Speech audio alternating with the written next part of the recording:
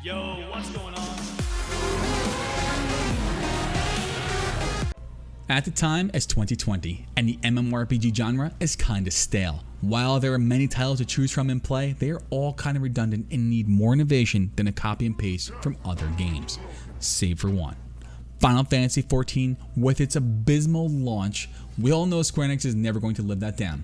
Then the servers were brought down with an amazing recovery of Final Fantasy XIV: A Realm Reborn, and years later, it is the #1 pay-to-play MMORPG on the market.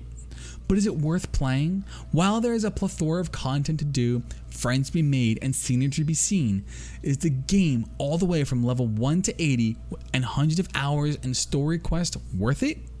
Let's jump in because there's a lot to cover. If you find this video helpful, consider subbing for more videos like this, build guides, and more. Also, please give it a share and a thumbs up because it really does help the channel, guys. I appreciate it. The story. Final Fantasy XIV is probably one of, if not the best MMORPGs to fully immerse you into a story and make your character feel like they are the sole hero of Azoria, with the main story quest, or MSQ, being a continuous story and each patch, major or small, along with the expansions built on top of it.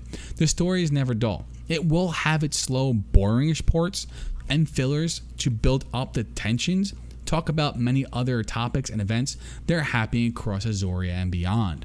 The story is done right, and if you are a Final Fantasy fan, you won't be disappointed. With Shadowbringers, the latest expansion, this story is one of the best in the series in a long time.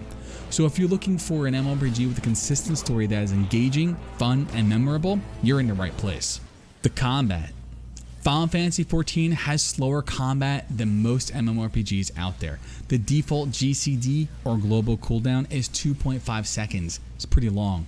Where games like WoW have a 1.5 second GCD. So the game in turn feels faster and more responsive. I know many will argue this change with Battle for Azeroth because of the many abilities to the 1.5 second GCD, slowing the game down in general. But overall, it's still faster than Final Fantasy XIV. However, in Final Fantasy XIV, as you level up and get stronger, you get many other abilities that are off the global cooldown, or the OGCD. So while you're waiting for your next GCD to refresh, you can cast other spells and abilities between, and then combat eventually balances out. So it feels fast and fun. So if you are still not enjoying it and you're nearing 30, 40s, around those levels, it may depend on your battle class you're playing. I recommend playing all the basic classes to level 30 and get a feel for what you like. Overall, the combat is much slower than the other MMOs out there, and that can be annoying for some, and many may just not like it. But at the same time, it makes it feel a little more strategic, lets you plan accordingly for your rotation than just face rolling your keyboard. The class system. Final Fantasy XIV is pretty unique when it comes to how it handles the class system. You can play every class all on one character. So instead of leveling alt characters, you're leveling all classes. While it's the same thing, you just don't need to log out and log back in. You make a gear set, and you can go from Paladin to Dragoon as in click of a button. This is done by the weapons. The weapons choose who you will be. So if you equip a sword and a shield, you are a gladiator. If you equip a bow, you're an archer. And if you equip a rod, you are a conjurer. These classes can then be leveled to 30 and take on their respective job. The gladiator becomes a paladin, an archer becomes a bard, a conjurer becomes a white mage, and there's many others just like this. This just lets you move freely through the game while staying immersed and not having to make that 90 to 120 second log out, log back in to swap classes. The classes and the jobs in the game all feel amazing and are very different from each other. They have been streamlined a little in Shadowbringers. They still have great class fantasy to them, and while there are some abilities that may be similar, they do feel and act differently. So if you're looking for a class system that's fully immersive and lets you swap from DPS to a tank with a click of a button, then Final Fantasy XIV is for you. Crafting and gathering. I lost interest in the crafting in MMOs over the years as they always felt like they were an add-on to the game and not a part of the game itself. This is where Final Fantasy XIV differs. If you are into crafting, whether it be cooking, making potions, selling armor, or just out gathering gnats, Final Fantasy XIV brings crafting like you've never seen it before. It has its own storylines, its own rotation to create high quality items, and can be end game for many. The biggest con I have with it is that it's a grind. A very big grind. It can be a very big money sink as well, but a rewarded grind if you know what you want to get out of it and you can make all that money back. Crafting provides fun quests and systems, and you can get some great items from farming scripts, which are like tokens you would get if you were raiding on your main battle class. You can usually buy master recipes or different gear for Glamour. As mentioned, crafting is a grind, and it can be confusing as it can be rewarding. If you were able to end up buying a house or an apartment, you can be a carpenter or a goldsmith to create and build different frames, couches, etc. for your home and furnish it. The crafting scene is its own game and is really standalone for the battle class and has its own unique systems and abilities to learn and master.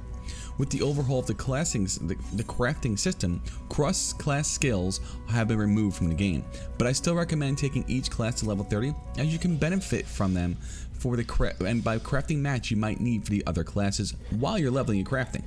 But overall, if you are someone who enjoys crafting and felt like games have been lacking in this area, Final Fantasy XIV does a pretty good job. While it's not perfect and there is certainly room for improvement, it is a fun system and one of the better ones out there. So if you're someone who enjoys feeding their crafting addiction, pick up fishing, mining, and botany. Fishing is very focused on RNG, and is really annoying when trying to get X fish for a recipe or quest. Mining is really grind heavy, and you'll have you smacking the same rocks over and over till you collect the 100 ore or rock you need. Botany is the least annoying of the three and is the most relaxing in my opinion, but definitely grab them as they too provide their own storylines and allows you to explore Exoria in many different ways. Dungeon, raids, trials, oh my! The meat and potatoes of the battle classes. As you progress through the MSQ, you will come across blue quests with a plus sign next to them. Make sure you do these. Some will open up extra features, others will be dungeons, some will be raids and trials. They are not long quest lines, but will allow extra dungeons to be ran, so do the blue. Dungeons in Final Fantasy XIV are very well designed, can be very mechanic heavy and really fun. So if you enjoy dungeoneering, Final Fantasy XIV does this right. Each dungeon in the game has its own lore and quest line, so if you are into that as well, you will get even more story. On top of the normal mode dungeons you'll be doing for the MSQ or the side quests you pick up, as you progress you come across more blue quests that will unlock hard modes for an extra challenge and better gear to increase your eye level and get cool looking gear for that glamour. After you complete dungeons, you get tombstones. These can be used for certain gear, items, and many other things you can buy to NPCs. Save them for something good. Raiding in Final Fantasy XIV, it's kind of fun. Not as trash heavy as other games. Some parts of certain raids will have puzzles or things you need to do while you fight some mobs and then move on to the boss. Raids are side quests, blue quests, that tie into the MSQs. Usually, to access some raids, you have to complete certain parts of the MSQs, do the blues, and be a certain eye level. If you are using the roulette, it is recommended you look over a guide before you blindly tank, DPS, or heal for your first time. If you need something to look at, check out MTQ. She does amazing guides, and they are extremely on point and always high quality. Raiding also provides items, tombstones that will be used to buy gear, weapons, and other items. As you finish normal modes, you can do the blues to unlock Savage content for higher fights and better rewards. Alliance raids. These are the 24-man raids in Final Fantasy XIV and usually tied directly into an MSQ some way or other. It is recommended you do the Crystal Tower Alliance raid because it ties into the Shadowbringers expansion. Also do the Stormblood Ivalice Alliance raids, as these raids tie into the new Relic quest released in 5.25 Shadowbringers. In 5.3, the Crystal Tower Alliance raid will be mandatory because of how tightly it ties into the Shadowbringers expansion. These raids are fun, require coordination with your 3 groups of 8, and the mechanics are interesting. These raids can provide some great gear, whether for upgrades or just using it for looks. They are longer than your normal 8-player raids, but I find them much more fun and rewarding. Trials, I think, are everyone's favorites. You are fighting familiar summons from the Final Fantasy series, like Ifrit, Gilgamesh, Bahamut, etc. This is a one boss fight type deal, and you will lock many of these in your jerseys you play through the MSQ and do the blues. Trials have a few modes: normal, hard, and extreme. The newer expansion, Stormblood and Shadowbringers, did away with the hard mode and moved right to extreme, probably because making 3 versions of the same fight was the developer's own raid boss in itself. Extreme versions of the trials are where it's at, from awesome weapon drops and mounts to an amazing challenge to test how good you are at your class, as well as coordinating with your team. At max level and decent gear, you can solo older content to get weapons for Glamour and possibly minions and mounts that you may have missed. Overall, these areas of Final Fantasy XIV provide fun and challenging content. Having a group to go at this weekly and bring down some of the hardest content in the game is really rewarding. I think raiding is the least impressive of the 3. I enjoy the stories and aesthetics of the non-Alliance raids, but I feel like something is missing and could use some extra work to bring it up to par with the Trials and Alliance raids. Glamour system. If you have played World of Warcraft or Warframe, then you know that the true endgame is transmogging and fashion framing. This is no different here with the Glamour system in Final Fantasy XIV. While it's not as intuitive as WoW's transmogging, and Glamouring really becomes inventory Tetris, especially if you are playing multiple battle, crafting, or gather classes on one character. To kind of go into this really quickly, you get an armor where you can store seasonal artifact and special clothing on it. You take it out, you then glamour the article of clothing you want into your gear.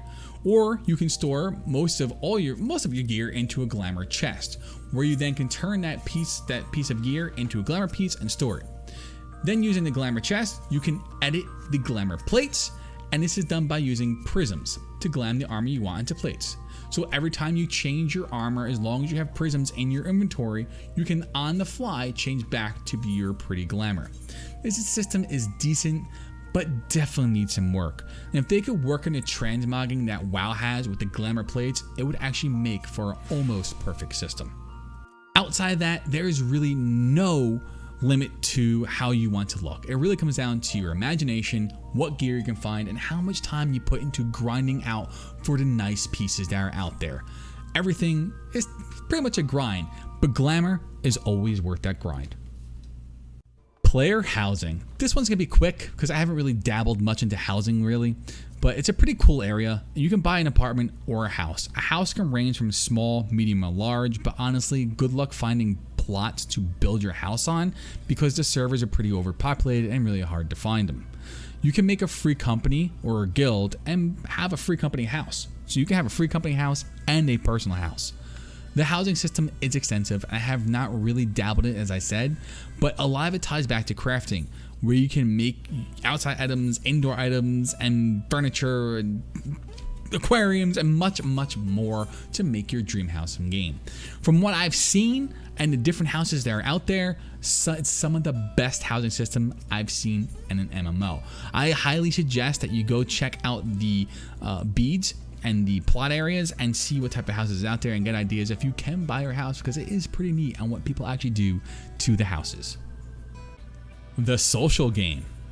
Final Fantasy XIV has a very big social aspect to it. You can join a free company that is purely social, focused on crafting, or hardcore raiding. You can also join a link shell that focuses on high-end trials and hunts, or you can join a crossroad link shell that is part of the same data center. So long as you're on Aether, or Fairy, you can make a crossroad link shell to group with your friends that aren't on Gilgamesh server and chat with them. You can also join a fellowship that could be a mix of everything that I've mentioned before. While I like this idea, I feel it's a little much. You can join 8 link shells, 8 crossroad link shells, 1 free company, and 10 fellowships. And each can have anywhere between like 185 to 1,000 members. I guess this is great if you got multiple things going on and have many interested parties or players looking to get a little bit of everything. But overall, the community in Final Fantasy XIV is probably the nicest and most helpful I have ever had the pleasure to be of. There is really something here for everyone, and everyone is willing to help you out, considering the fact you put the effort in to help yourself too. Overall, there is still so much to cover, and I plan on doing a much bigger Final Fantasy XIV beginner's guide to cover everything in much more detail. FF14 is an MMORPG that really has almost something for everyone. There is no true endgame. Final Fantasy XIV endgame is what you make the experience, and that's one of the reasons why I love it so much.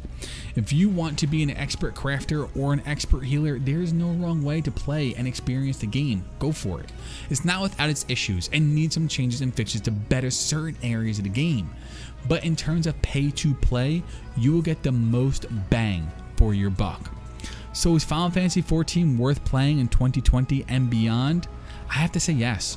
Whether you're in it for the social aspect, hardcore grind, or trying to find the best outfit for a Saturday night out at the Gold Saucer, there is no lack of content and always something to be done. Final Fantasy XIV is well worth the hundreds of hours that you're going to drop into it. Square Enix is also so sure that you love the game and want to play it non-stop. They have a free trial that you can grab and play up to level 35. This is pretty much all the base classes. You can get them up to their advanced jobs and get through a good amount of the main story quests and a lot of side quests. If that's not a great deal, yo, I don't know what is. I will make sure that link is down in the description below so you can click it and sign up for the free trial today. I hope you all enjoyed and found this info helpful. Whether or not you check out the free trial for Final Fantasy XIV or just go all in inside today, I hope this video gives some insight and direction.